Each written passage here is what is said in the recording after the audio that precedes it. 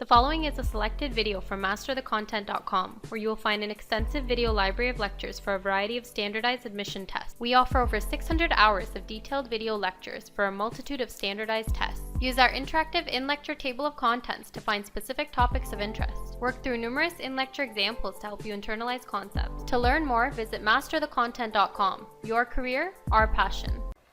For work, let's begin here with a definition, and then we'll talk a little bit more about work. Work is transfer of energy. Mathematically, work is given as the dot product of the applied force and displacement. Now, we'll talk a little bit more about the dot product in the subsequent slide. But for now, let's just continue on with work. Now, here's our mathematical equation that we just defined, and the SI unit for work is the joule, which is equivalent to Newton meter, which we also covered in a previous lecture. Okay, great. Now in physics, before we move on to figure 5.0, in physics, in order to do work, an object needs to be moved through some displacement by an applied force. Now let's explore that idea a little bit through figure 5.0.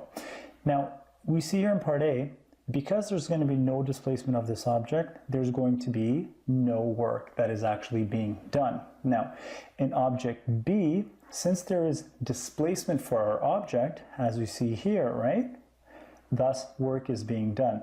Now, when the force is along the same line of motion, is along the same line as the motion, right? As we see here, then we can use the equation that's given to us here, which is just work equals force times the change in displacement. And we'll talk a little bit more about that as we proceed through our lecture. Wonderful. Let's now go and do a quick review of the dot product, and then we'll move on to a little bit more, doing more examples with work.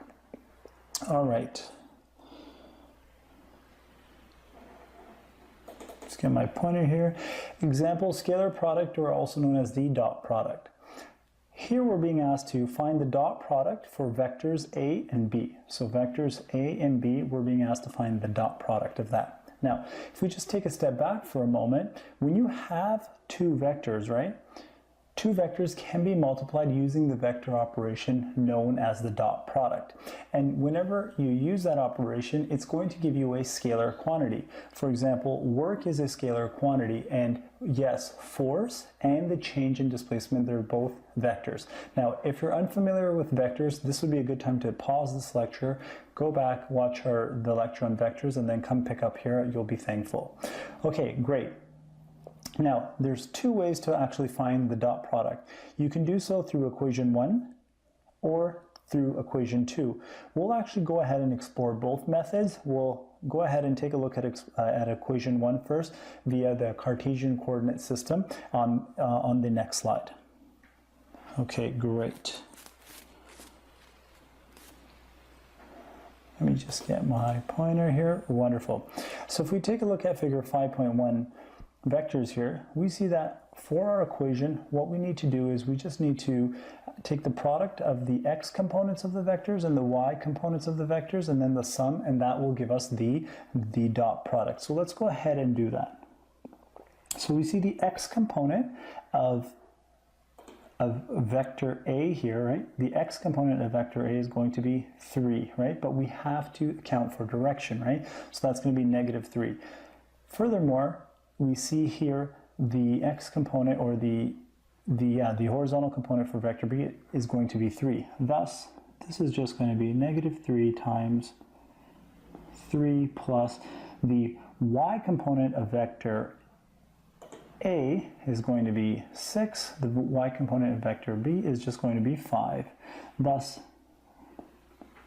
when we go ahead and we multiply and take the sum of the following, we find that the dot product is going to be 21. Wonderful. Now let's see what the dot product would be using the subsequent method that we had highlighted. Perfect. So before we actually move on and solve for this, let's talk a little bit about this equation here. Now, when you see this following notation, what this notation is known as, that's the absolute value notation. And when you have the absolute value notation as such, what that's telling you is we're interested in the magnitude of the vector, meaning the number. Thus, it's going to be the magnitude of vector A times the magnitude of vector B times cosine theta. And theta is just going to be the angle here of 60 degrees.